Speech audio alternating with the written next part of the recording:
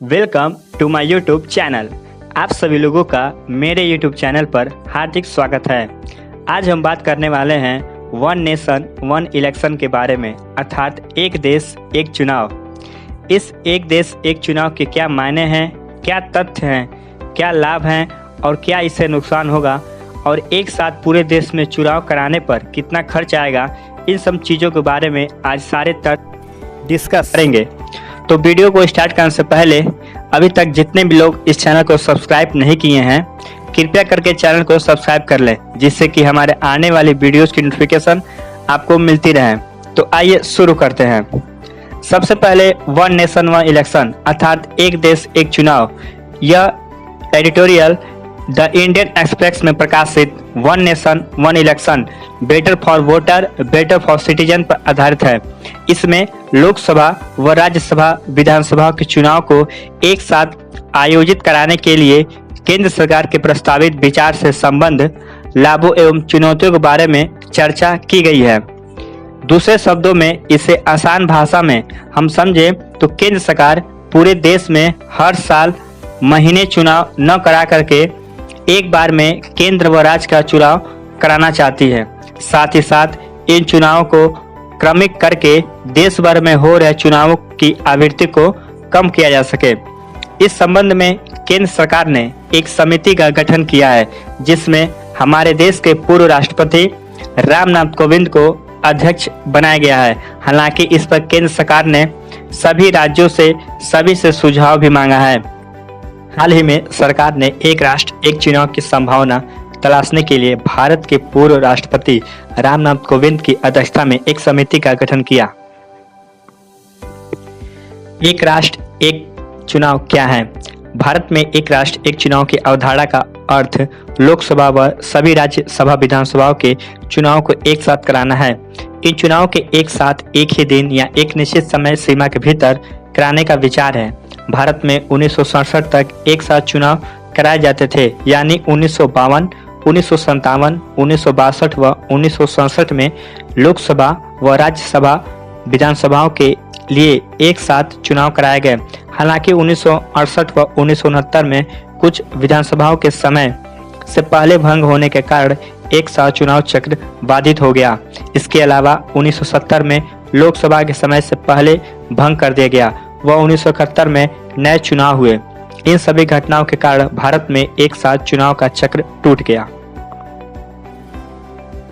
एक राष्ट्र एक चुनाव के पक्ष में तर्क। भारत में हर साल कहीं न कहीं चुनाव होते रहते हैं। इस तरह लगातार चुनाव चक्र राज्य के खजाने पर वित्तीय बोझ है। एक राष्ट्र एक चुनाव से चुनाव प्रक्रिया पर होने वाले कुल खर्चों में कमी आएगी। एक साथ चुनाव कराने से राजनीतिक दलों व उम्मीदवारों के प्रचार खर्च में कमी आएगी व पार्टियों को वित्तीय संसाधनों के बेहतर व प्रबंधन में मदद मिलेगी। यह चुनाव के दौरान आदर्श आचार संहिता लागू होने के परिणाम स्वरूप होने वाली नीतिगत पंगुता को कम करेगा। चुनाव के दौरान सुरक्षा बलों की लगातार तैनाती से सशस्त्र पुलिस बलों की एक बड़ी संख्या का उपयोग होता है। एक साथ चुनाव के बाद इस बल को नक्सलवाद जैसी आंतरिक सुरक्षा समस्याओं के बेहतर प्रबंधन के लिए एवं बेहतर ढंग से तैनात किया जा सकता है। बार बार होने वाले चुनाव राजनीतिक वर्ग को दीर्घकालिक कार्यक्रमों व नीतियों पर ध्यान केंद्रित करने के बजाय तत्काल चुनावी लाभ के बारे में सोचने के लिए मजबूर करते हैं। एक विधि आयोग के अनुसार एक साथ चुनाव से मतदान प्रतिशत बढ़ेगा, क्योंकि लोगों के लिए एक साथ कई वोट डालना आसान हो जाएगा।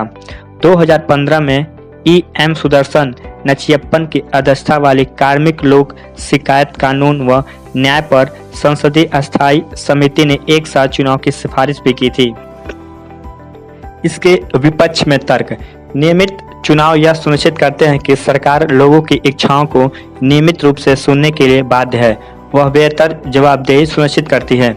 एक साथ चुनाव होने से क्षेत्रीय दल प्रभावित होंगे, क्योंकि स्थानीय मुद्दे के बजाय राष्ट्रीय मुद्दे चुनाव के दौरान हावी हो जाएंगे। एक साथ चुनाव लोकतंत्र के खिलाफ है, क्योंकि चुनाव के कृत्रिम चक्र को लागू करने की कोशिश करना व मतदाताओं की पसंद को सीमित करना सही नहीं है। एक साथ चुनाव के लिए भारी सुरक्षा बलों की तैनाती एवं तार्किक चुनौती है और इससे देश में आंतरिक सुरक्षा को खतरा हो सकता है। वर्तमान प्रणाली को हमारे पूर्वजों ने नियमित चुनाव का प्रावधान करके लोकतंत्र की इच्छा को बनाए रखने के लिए जानबूझकर चुना है, ताकि लोग वोट देने के अधिकार के माध्यम से अपनी इच्छा व्यक्त कर सकें। चुनाव प्रणाली में संशोधन का मतलब लोगों की लोकतांत्रिक इच्छा व्यक्त करने की शक्ति से छेड़छाड़ करना होगा। एक देश एक चुनाव के लिए संविधान व अन्य कानूनी ढांचे में बदलाव की आवश्यकता होगी। एक साथ चुनाव के लिए संविधान के 5 अनुच्छेद में संशोधन की आवश्यकता होगी। अनुच्छेद नंबर 83 संसद के दोनों सदनों की अवधि से संबंधित। अनुच्छेद 85 राष्ट्रपति द्वारा लोकसभा को भंग करने से संबंधित। अनुच्छेद 172 राज्य विधानमंडलों की अवधि से संबंधित। अनुच्छेद 174 राज्य विधानसभाओं के विघटन से संबंधित। अनुच्छेद 356 राज्यों में राष्ट्रपति शासन लगाने से संबंधित है।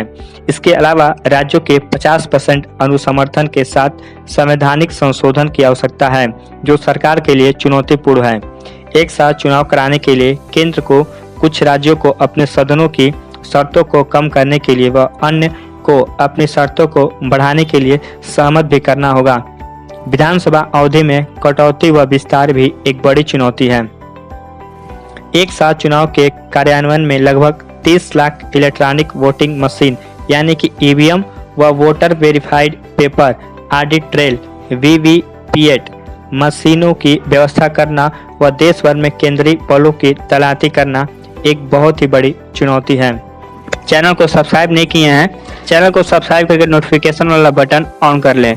तो मिलते हैं अब अगले किसी वीडियो में किसी अगले टॉपिक के साथ। तब तक के लिए बाय, टेक केयर। कर लें। राठौर, कुशीनगर।